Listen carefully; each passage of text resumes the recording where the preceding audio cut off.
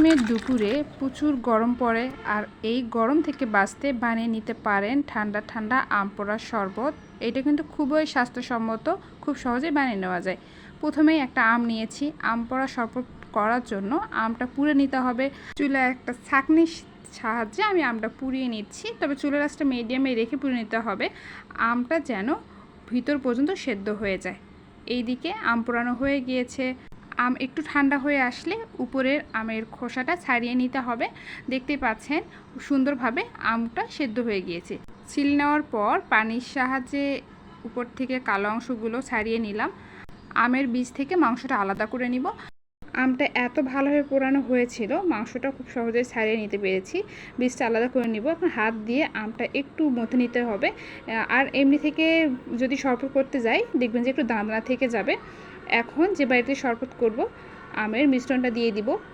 একটা আম দিয়ে 2 গ্লাস শরবত তৈরি করে নেওয়া যাবে। আপনারা যদি সদস্য বেশি হয়ে থাকেন একটু আমের পরিমাণটা বেশি নেবেন, তাহলে অনেক বেশি শরবত তৈরি করতে পারবেন। ভালোভাবে পানির সঙ্গে মিশিয়ে নিলাম। এখন দিয়ে দিব চিনি।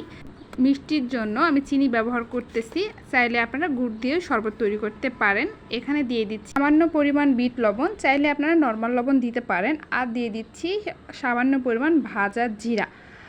সবশেষে দিয়ে দিব 1 ফালি লেবু। আর এই লেবু দেওয়ার ফলে এই শরবতে সুন্দর একটা ফ্লেভার চলে আসবে। অবশ্যই লেবুটা ব্যবহার করার চেষ্টা করবেন। সব কিছু দেওয়া হয়ে গিয়েছে, চিনিটা একটু মিশিয়ে নিতে হবে।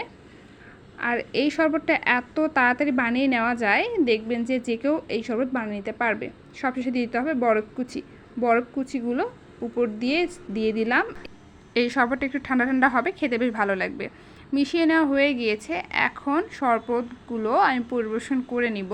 যাদের হজমের সমস্যা রয়েছে এই শরবত খেয়ে দেখবেন হজমের অনেক উপকার করে। গরমে কলিজা ঠান্ডা করার মতো এই আম পোড়ার শরবত চাইলে যে কেউ বানিয়ে খেতে পারেন।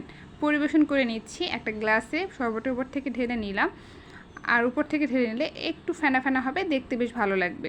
তৈরি হয়ে গেল আম পোড়ার শরবত। আজকে এই পর্যন্তই। ধন্যবাদ সবাইকে।